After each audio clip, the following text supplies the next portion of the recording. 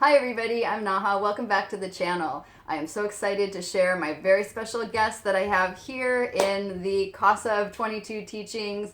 She is an author, a writer, and a witch, and she is the magical girl around town, Gabi Herstik. Hi! So you might be familiar with Gabi because she has been writing and doing a lot in the magical community, and she's recently published a book that's come out this year, and I think that since publishing your book, you've just been totally exploding. Everybody's finding out about you, which brings me so much joy. Thank you. So we're going to go ahead and show your book now Yay. because why make people wait? So you might have seen this one. This is The Inner Witch, A Modern Guide to the Ancient Craft.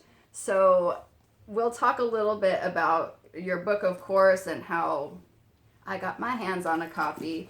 But let's go ahead and begin with how we met, because if I'm not mistaken, and I didn't want to ask you this before we started filming, I think that what happened was you were writing a blog. You had used a photo. And then one of the gals that I work with was like, oh my gosh, this girl used your photo in her article. Is that what happened? Am I remembering this right? I think so, because when I was at Hell Goes Weed in Bed, Instagram photos into stuff, and I'd been following you for a while, and I wrote a lot of, like, astro and witchy stuff, and I'm sure I was like, I used your altar photo or like a photo that you posted. I think that's what it was. Article. And then Leslie was like, I love this woman, you have to follow her. And then I found your Instagram first of all and was like, oh my god. Now, aside from the fact that you might be a writer, you are an icon. I mean, it's not like your words amazing, your knowledge amazing, but can we just talk about for a second your look, your fashion, like the total unique quality, and it definitely translates on camera. I mean, the imagery that you have is just so super powerful and so beautiful, and I just really think you're iconic. I think the same thing about you, so that's like the most beautiful mirror. I really appreciate that. Well, you're welcome. And it was just very cool once I finally met Gabi. We ended up meeting up. We went and had juice together. Oh yeah. And it was just funny because we have such a great deal of respect for each other's work, and it's just one of those cool things where you feel like you kind of like fan each other, you know? Truly, I feel like I'm a Naha fangirl, like 1,000%. So. And I am definitely for you, Gabi. Thank you. So, since then, well, first of all, at the time, your book was coming out, but it was only coming out overseas, right? Yeah. So this was the original version of the book, which I got one at the time. And so originally it was called Craft, and then did this come out in the UK, or what was the... So this one came out in the UK in March, and then Inner Witch came out in the US in September. So it's the same book. Same book, just different title for different markets. And this book is a do-it-all, be-it-all, a complete compendium of everything magic. So you have it all in here. You have working with all different kinds of aspects. You have working with stones and working with tarot. I was so excited when I saw all of your tarot charts and everything that you have here. Because, yes, I love a good chart. Those books that are like the Magical Companion, the 777, where they're just like correspondence charts, the tables are so useful. But you really go through everything in here, and it makes it so nice to have all of that in one place. So you guys, if you're overseas, I guess you can look for Craft, but if you're here, and of course I'm going to leave all of the links below for where you can get Gabi's book. So we ended up meeting up, and then since then you've started taking some classes with me. So you've been coming to House of Intuition. Yes, it's been fantastic. And I think first you came, to the lecture, maybe? To the Kabbalah lecture? I came to like the intro on Kabbalah. I don't remember which one it was, but it was one of the ones you were doing. I guess it was months ago at this point. Yeah, and then since then you've come to the lodge, you came and did a path working, so she's dove in. I love learning. And I love learning about new paths of magic, and I love learning from amazing women, so it's like the perfect mix. Yes, it's a win-win. Well, I'm just so grateful to have you able to be there, and you bring such an amazing energy. And I do think that it is really important, and it is a really powerful thing to have people that are not just in a position of just kind of getting their feet wet with things, but really who have been practicing and who have been studying as you have been. So it's awesome to have you. I know that you had your start as a fashion blogger, right? And the fact that you have transformed from just fashion blogger into magic writer, but you obviously haven't lost the fashion aspect. So why don't you talk a little bit about that and how that whole transition happened? So when I was like 12 or 13, or maybe 12, I was in 8th grade and I wanted to be a model, and I was really short and was just like, this is not going to happen for me. And decided that I wanted to be a fashion writer instead. And I made a fashion blog the next year with the goal of eventually writing for magazines and other places. Like, I knew that I needed a practice. I knew that I didn't really have any experience with that. So I kind of started my own thing. I had that for like 6 years. And I guess when I was in college, I was like a sophomore in college, and I started combining my love for fashion with my love for magic. I did a series of outfits based on wild unknown tarot cards. And did like a whole series of that. I feel like we talked about that. I think that you did tell me about that you'd done a series, but I didn't know it was off of the Wild Unknown. Yeah. You told me that it was based off of the tarot. Yeah. It was specifically the Wild Unknown. So I think I did like 9 cards by the end of the series, which was really fun. Yeah.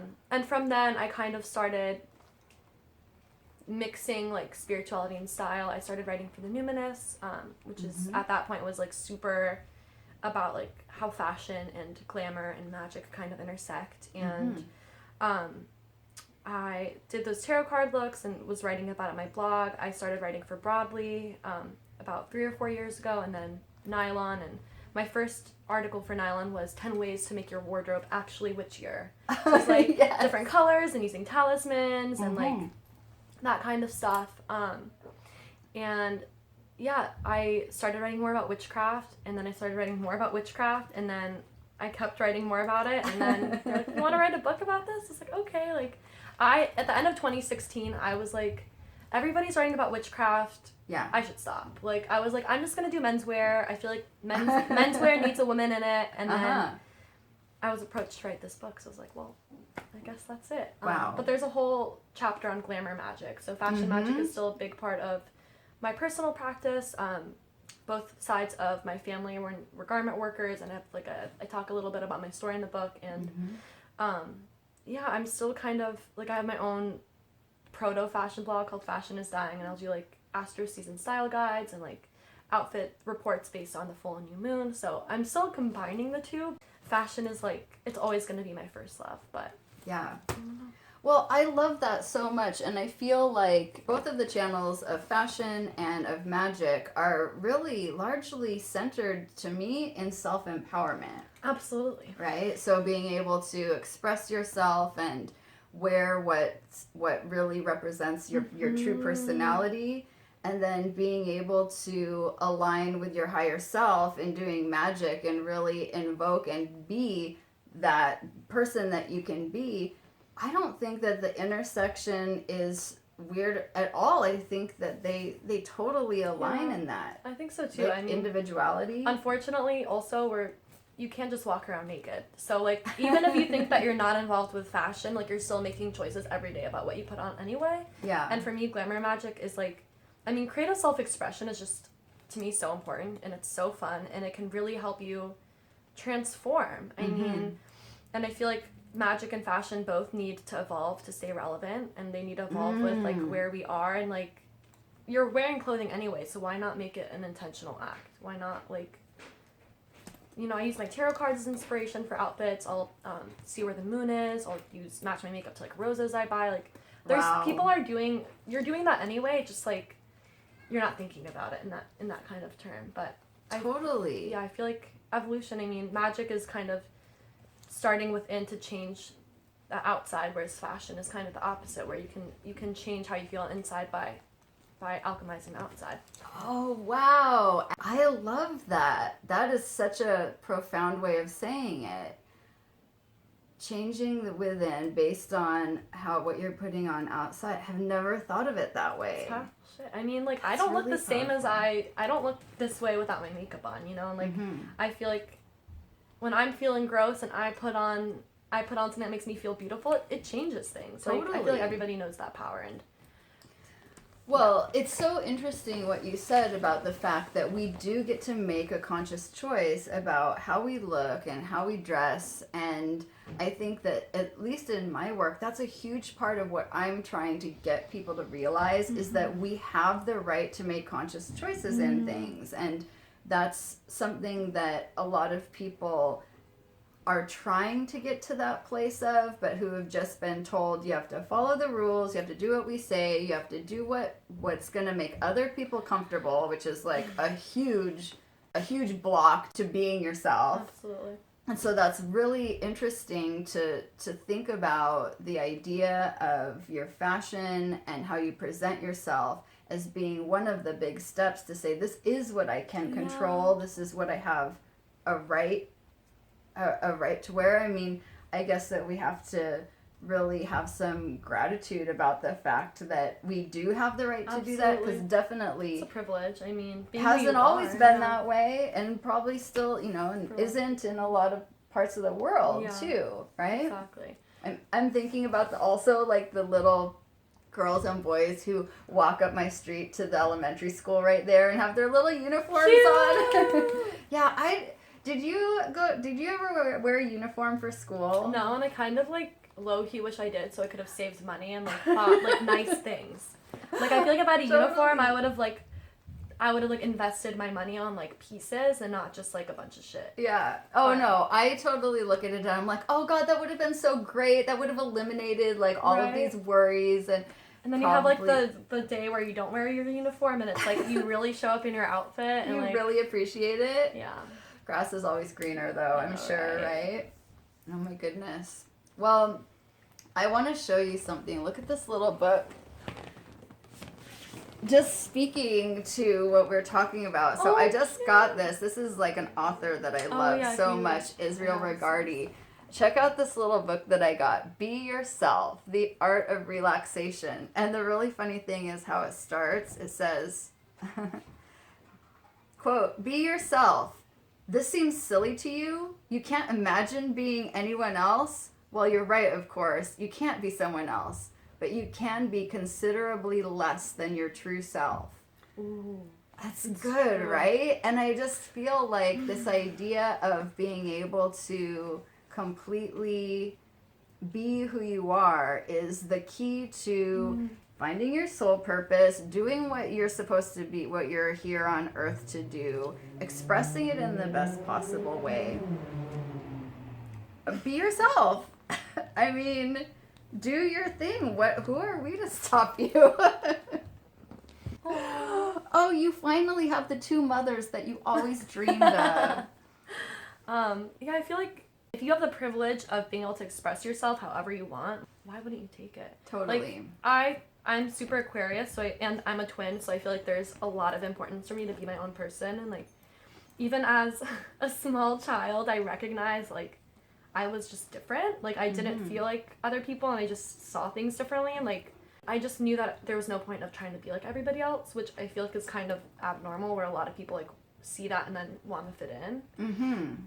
So I've always run with being my own person, and I've just always loved fashion. But I think that a lot of people, because of the patriarchy, are told that like taking care of yourself or fashion or clothing is superficial and unimportant and vain, when it's like, we gotta reclaim the way that we're seen when we move through the world, through glamour, through fashion. Like, I gotta be in control of the narrative of how I present myself to other people. I gotta be in control of how they see me. That's so powerful. At the very least, like, having the power to transform myself and like express myself in a creative way, like as just like a visual and creative person, is like the biggest gift. Totally. You mentioned that you were a twin, and we kind of talked about this a little bit earlier. And so I was actually, it's kind of funny that we have this visitor right here. So this is my little boy cat that you guys probably see on camera from time to time. And then we also have his sister that sits up in the corner and judges us from the balcony. She's so... And they're brother and sister. They've had the exact same life. They were rescued as tiny babies, and they were adopted by me as soon as they were 8 weeks old. And yet their personalities are super different. She is completely comfortable with strangers. She'll walk right up to you. She basically rules the house.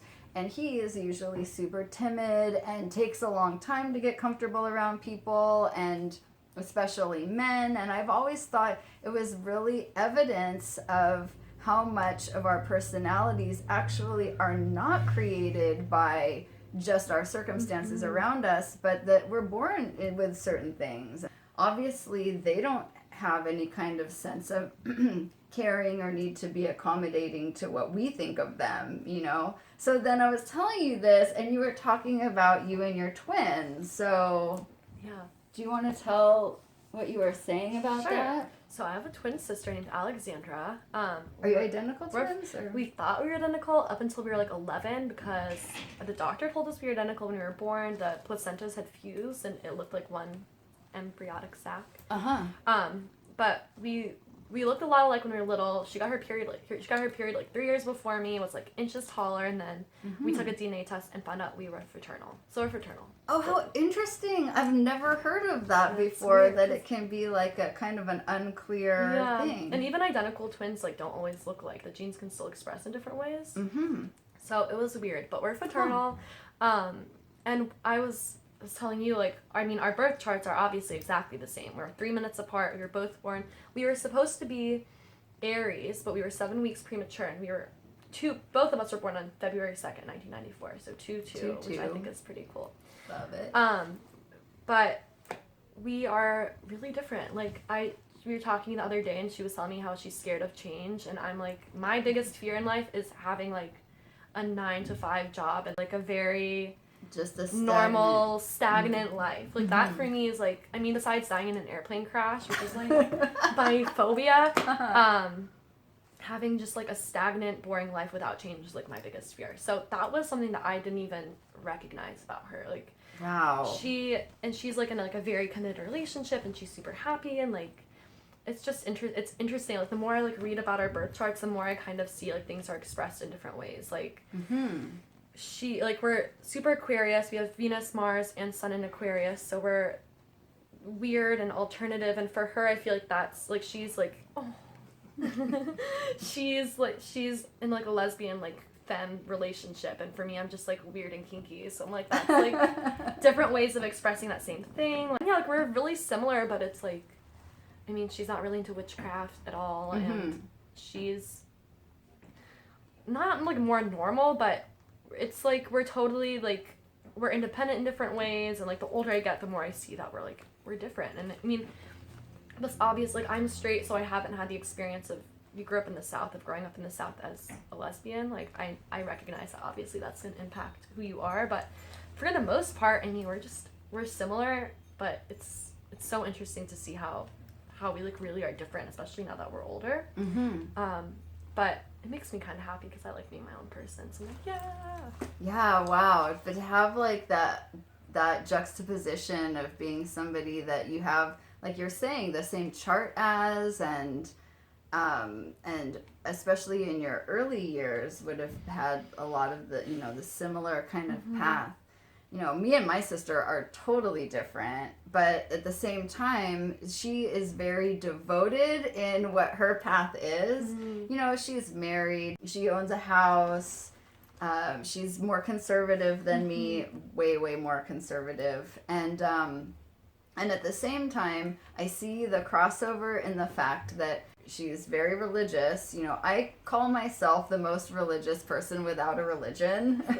I feel that. I can't really get down with the whole, like, spiritual but not religious thing. I think it's become a little bit too much of a tagline, because I actually feel that although I don't call myself, you know, I'm not a Christian, I'm not Jewish. Of course, you know, I love Jewish mysticism, and I love ancient Egyptian religion and ancient Greco-Roman mythologies and beliefs and those gods and goddesses. So even though I don't have one specific religion, I love so many religious aspects that I thread that combines them all too. I can't say that I'm like not religious. Yeah, so my sister is very much. She's very, very Christian, and I don't know. Is that a thing to say? Someone is very Christian, or they just either are or they aren't? No, I feel like there's definitely degrees. Okay, there's degrees.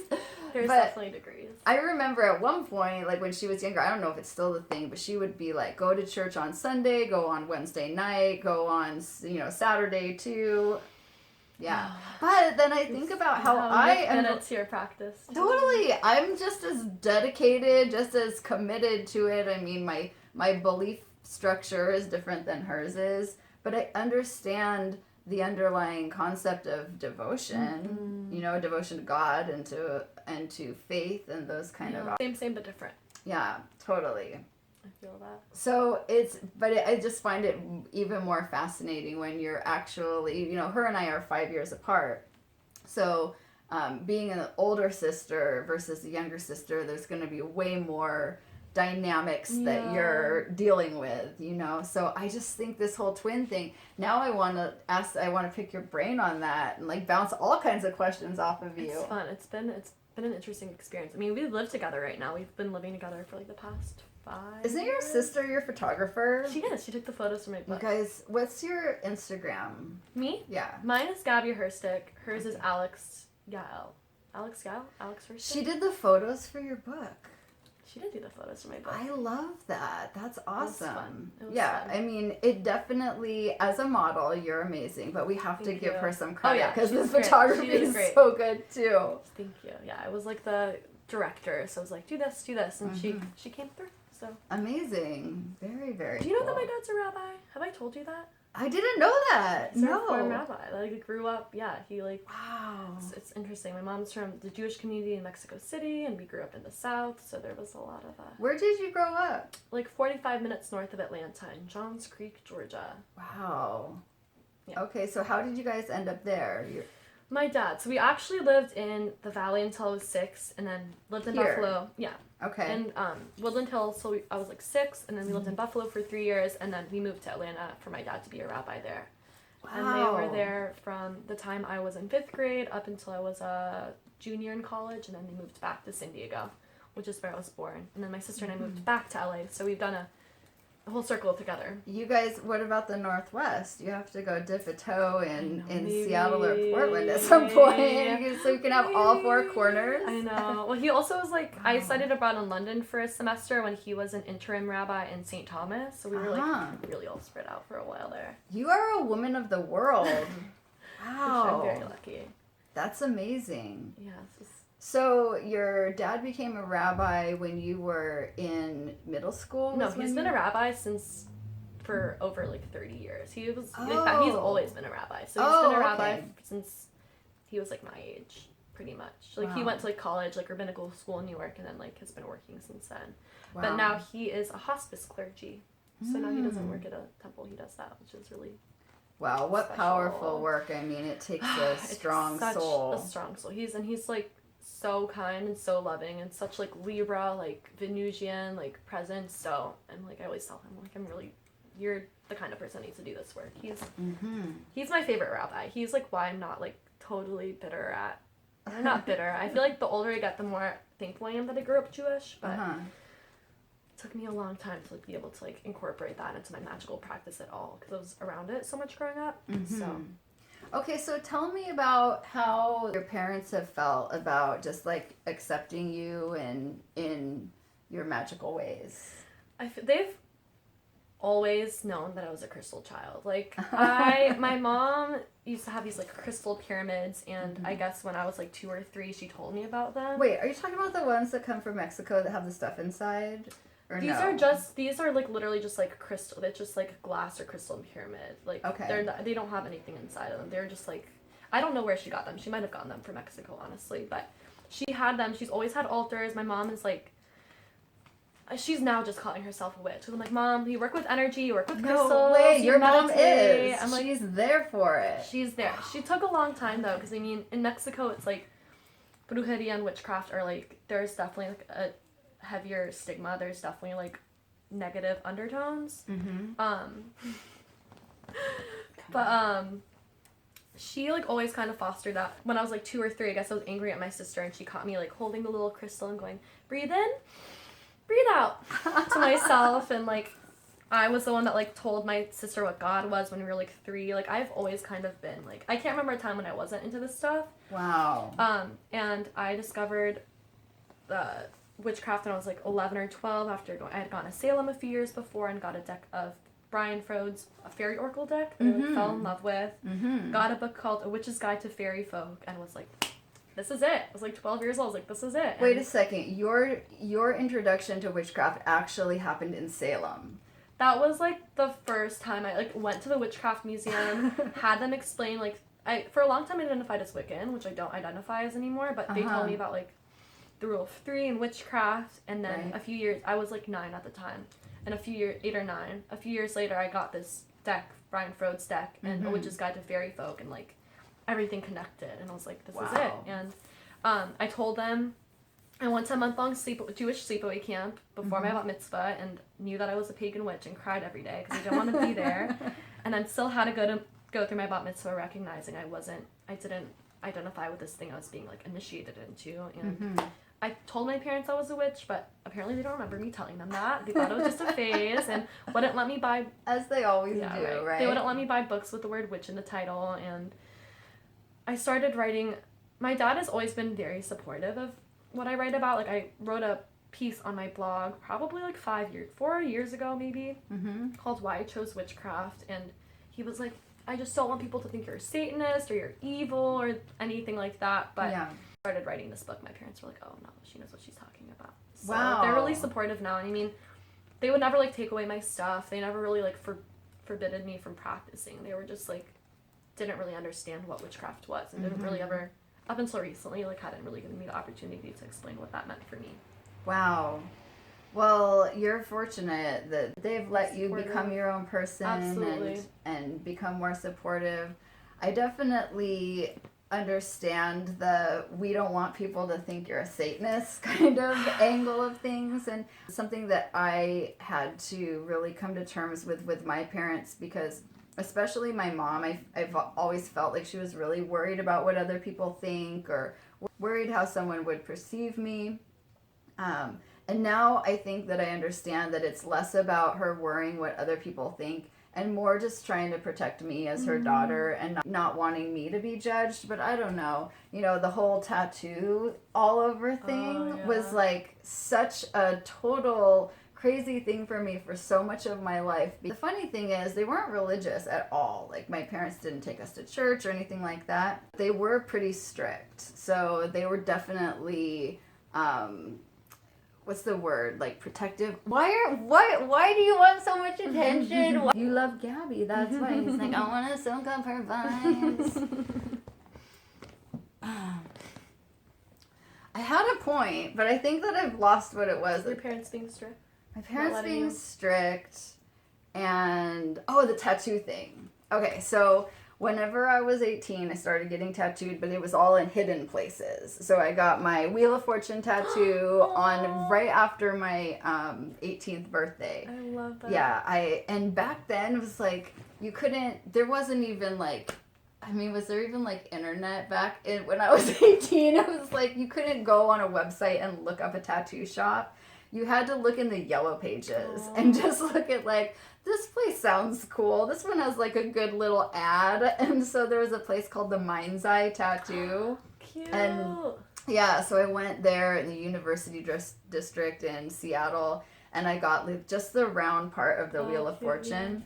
And then after that, I started getting a few others, but they were still all in like hidden areas. And then when I was 22 was when I got my 22 tattoo on my arm here, but I could still really easily hide it with like short sleeves. And then it was a few years later, I don't remember exactly, but it was probably maybe not until I was like 30 that I started getting my sleeves done. So my sleeves are the 4 tarot suits. So it's cups right there. Beautiful. I did see wands, that one. Pentacles. Yes, no, this is not a satanic thing. And then swords are here. Oh, so beautiful. And so then I was like, how am I going to hide this from my parents? At 30, I was still so worried that they were going to be so mad at me. I don't know what I was thinking they would do or say. Like, I had lived on my own since I was 17. It's not like they didn't support me financially. I don't know what I was so worried about, but for the next couple of years, I wore always sleeves around them. I totally hid it from them. And that went on for a couple of years. Oh, wow. So I only would really see my parents around Christmas time. So it didn't really matter. I was like, oh, I'm wearing this turtleneck sweater. No problem. I can hide it all. You're not on Insta. Oh, you didn't. I don't know if Instagram was around back then, but you probably don't have to worry about like social media or them seeing photos of it. My mom did not accept my Facebook friend request. To this day, we're not friends. She's like, I don't know, maybe she is worried about what her friends think about her. So anyway, long story short, one day they were down in California, and I was going to go see them, and it was a super, super hot day. I mean, it was like not a day that I could be wearing long sleeves. It was like 100 that day. Well, it's time. And I was going to go show up and see them. They were actually down in Long Beach because they showed dogs, and they were at the dog show. Cute. So I don't know, that day I was just like, you know what? I am just going to go and wear a short sleeve shirt and just show up and just see what happens. And so I went and I just showed up, and my parents were kind of like, oh, hi. And they never said anything about it. Do they know already? I guess, like, I don't know. It was That's the craziest thing. Like, they literally, Couldn't care. I could tell that they were like a little bit like awkward, but they didn't say anything. That's awesome. And then they never did. And I was just like, I wasted so much time worrying about it. that. I wasted so much time worrying about it. I had put myself through so much anxiety. I had stressed myself out so much. And in the end, it didn't even matter. In the end, it didn't. I was like, It was like no big thing. And I think that, like, it was so eye-opening to me about how it's just such a natural human thing to stress ourselves out so much worrying about stuff that, like, how other people think of us, what other people think of us. yes. That's also, that reminds me of, like, the theory recording thing, where it's, like, what you think that they're thinking about and how that, like, that, yeah. You think what you think they think about you. Yeah. Totally. But I feel like it's something that's so important for people to hear. Just being able to absolutely claim what their truth is and express it. I think that's, like, the biggest privilege of all. Like, it's the biggest gift you can give yourself. Like, you have this life that nobody else has. Mm-hmm. Physically, energetically, spiritually, like, you're not gonna, like, own it. Like, do what you want to do. I mean, obviously, ethics are important. Like, don't hurt people just for the sake of it. But, like, you have the right to express yourself how you want to express. You have the right to, like, learn about what you want to learn about. And, like, I just think that being your own person is, like, the biggest gift you can be yourself. And, like, owning that and not feeling ashamed for being different. Yeah. What do you think about this? Like, people who are kind of like, well, I love what this person portrays, so I want to sort of copy that or emulate that. I get it, but I feel like it's the most annoying thing ever. Like, I do not like being copied, period. I don't think anybody does. I think for me, it's like, when you see somebody that's doing something that you want to do, it's like, you can ask yourself, like, what are they doing that I like? Like, what's resonating with me? Because it's usually, like, not specific things. It's more for me, like the energy or, like, the creative process. And I feel like everybody copies everybody anyway, but, like, you gotta put your own spin on it. You know what I mean? Like, knowing who you are takes, it's the inner work. I feel like fashion, magic, it's the same thing. It's like, know thyself. And if you're not gonna take the time to, like, know about who you are, then when you see somebody else who knows who they are, then it's like, you think that you can do that, or you think that you should do that just because it's like that person knows. But I think it's an opportunity to kind of go in and figure out what you like about that, and, like, what you want to cultivate, because it's never going to work if you copy somebody. Like, I just feel like you're not, like, personally, I'm like, I'm never going to be the best or the prettiest or the coolest, but I'm me and nobody else can be me. So I'm just going to be so me that nobody else can be me, and I'm just going to stay in my own lane, and like, yeah. I just feel like that's the way to do it. Well, and I think that there's definitely a difference between being inspired by somebody Absolutely. and then just straight up ripping them off, right? So I think that if you can be a person who can be really inspirational, not to like create an army of baby Gabis, but to say like, let me really inspire you to let out your inner witch, your inner kinky modelly woman.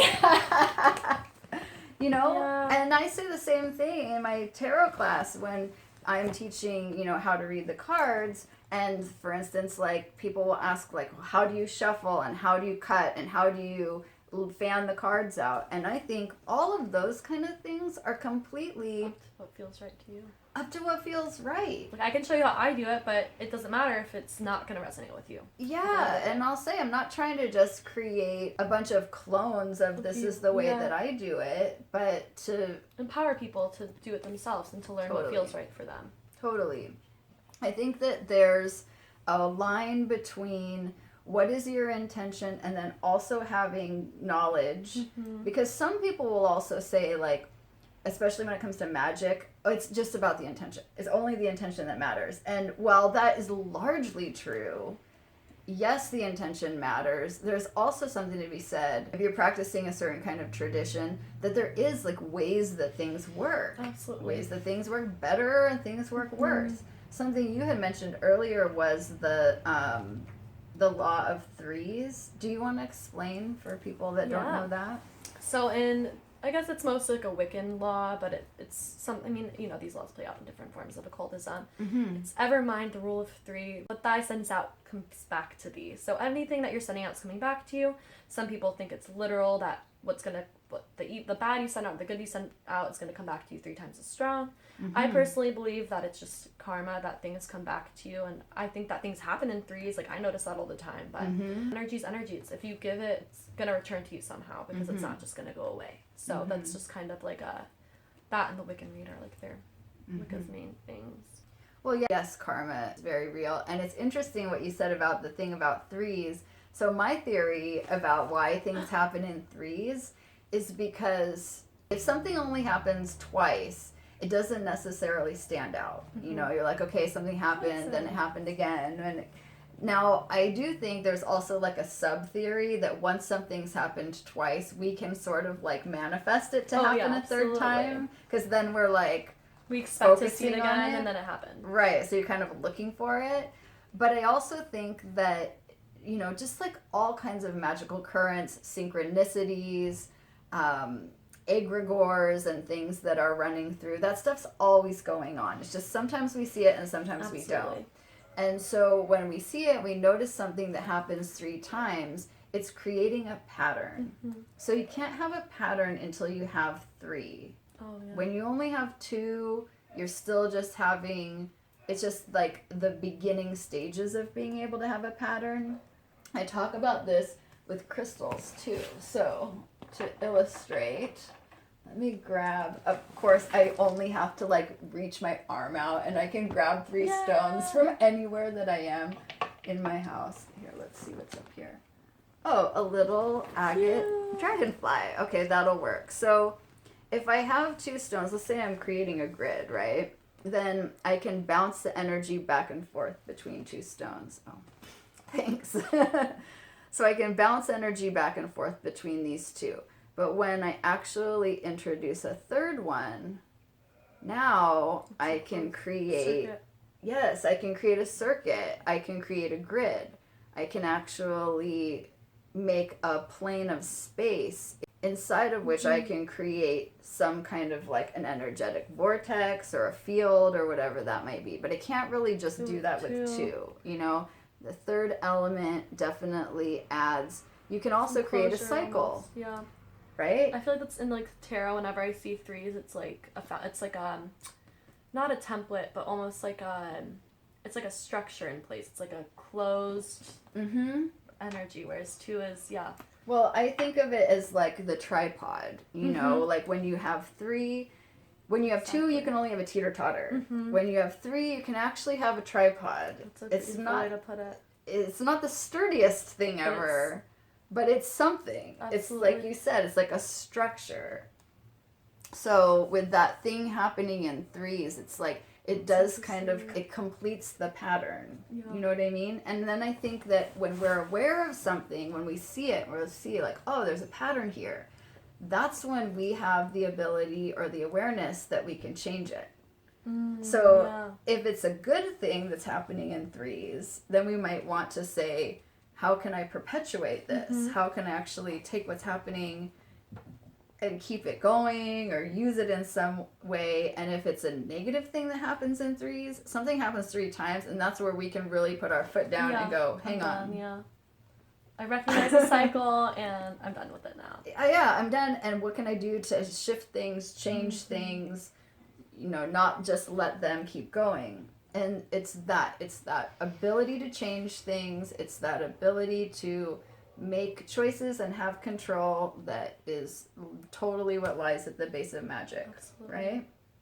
So you do have control, you do have the right to harness and create your power, to use your power for good, to create the kind of life that you want to live, right? Amen.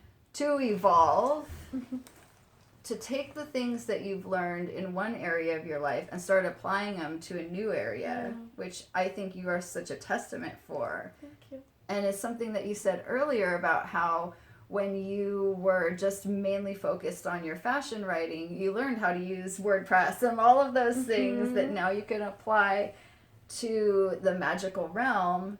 And lo and behold, that just helps this book to manifest when people come and find you and go, this is a woman who is a really good writer. She also knows what she's talking about with magic. So that's a match made in heaven, right? Thank you. Yes. Lots of imposter syndrome to get here, but feeling better. So thank you for the kind words. Yeah, my pleasure. The same way that my book came to be, the publishers approached me and they said, do you want to write a book? We want to do a book on crystals and we think you're the person to write it. I am. You're right. And we just manifest that stuff, you know? It does not, it doesn't just happen for no reason. Yeah, exactly. I'm like, when the universe hands you that gift, you have to accept it, right? Like receiving is, I feel like there's so many lessons in writing the book, and then there are lessons in like editing it, and then there are lessons since it came out, and one of the big ones is that receiving is an active thing. That like when somebody gives you a gift, you have to take it. You have to accept it. And like it's been a lot. And I'm sure that's going to be something that you go through as people continuously praise you for your book. But it's like a lot to it's something that we're not used to taking in when people compliment our work. Yeah. When people see it fully and resonate with it. It's like whoa, that impacted you. And you never know exactly what's going to speak to people the most. Even like the little bit of feedback that I've gotten already because people have been able to get the Kindle. Oh, cool. What they talk about is, or what they say like they liked about it, I just think it's so interesting to hear your work bounce back to you through someone else, right? It's beautiful. It's its own like little magical spell of receiving and just taking, like, seeing your book as its own entity. Like, it's its own thing out there doing its thing. Totally. And what you've written here, it's not fiction. You're not writing a story. You're writing actual practical guidance and information for people to apply. So it's very practical, but it also expects the reader to not just set it down afterwards and go, well, that was nice. Yeah, but to go, oh gosh, I have to like get to work now. Interact, put it to use. I mean, I guess even if you weren't sitting down and really consciously going, okay, I'm gonna set up my altar today and do it this way, it can't help but once you've read the information, like it's gonna be in there affecting things on a subtle level, right? It's gonna at least hopefully make you like look at things differently, understand things differently, be more conscious of the way we're all working with magic anyway, just some of us are not intentional about it or don't know that that's what it is. I feel like whenever people ask me to explain what a spell is, I always say singing somebody happy birthday, Because you have, like, I describe magic as action plus energy plus intention. So say that again. Action plus energy plus intention. So, like, singing somebody happy birthday. Intention to, like, celebrate them. Mm-hmm. You're raising energy with your voice. And then the action is actually doing that and having them blow out the candle to kind of finish that ritual. Well, you're all envisioning, like, or even if you're not envisioning, you're still vibrating, sending them energy, and, like, hopefully, you know, they blow out the candle kind of... The one time in magic where you can blow out a candle, I guess, is... Oh my gosh, birthdays are never going to be the same. Birthdays are such a magical act. Right? Wow. It's like you're already doing it. You're already participating in this, like, in magic. It just... You don't necessarily have a container and understanding for it. I've never thought of it that way. That's so good. Energy, action, and intention. Is that what it is? Yeah. That's just like my easy peasy way of like. Well, I love that because it's kind of like I was saying earlier. Intention can't be the only piece. No. That's why visualization. Somebody asked me if like a visualization counts as a spell. I'm like, I feel like it's a precursor, but what's carrying it out? Yeah. Yeah. Totally. And I think that the action part really is important too. Absolutely. You know, that there's a lot of people that just buy into the thank you. There's a lot of people that just buy into that idea of law of attraction and think if I just say that this is what's going to happen, it's going to happen. If I just picture it hard enough. But you gotta take action. Yeah. You gotta get off your butt and go out there in the real world and make things happen. Period. Right? You have to meet the universe halfway, or else it's not gonna work. Totally. Yeah, I feel like I have my column for nylon, and this month people asked, like, or the question they got multiple times was, why isn't my spell working? Like, well, there's probably a lot of reasons. Like, first off, you should have some kind of like grimoire so you can go back and see what you did. Your magical journal. Yeah, exactly. Like, are you meeting the universe halfway? Are you like, using the right correspondences? Were you really clear about your intention? Because like that'll come up and bite you in the ass. I did a love spell last year and it was like all these things. This guy checked off all these things. The one thing I forgot to ask for was emotional availability. He wasn't emotionally available. So you live and you learn, you know? Magic isn't like gonna solve all your problems. Like, I mean, it can, but you have to step it up to meet the magic where it's at. Totally. And what's the name of your nylon article? It's called Ask a Witch. So it's I've had it for 2 years. So good, I love it. It was every month. Now it's every other month, and there's a lot of archives there. So very cool. Well, Gabi, I cannot thank you enough for coming on here, sharing all of your wisdom and your beauty and your inspiration. Thank you for having me. You're very welcome. So as I said, you guys, I'm going to leave all her info down below so you can read her articles, you can buy her book, you can follow her amazing Instagram. Is there anything else that you want to share? Any projects you have coming up or anything you want to tell the people?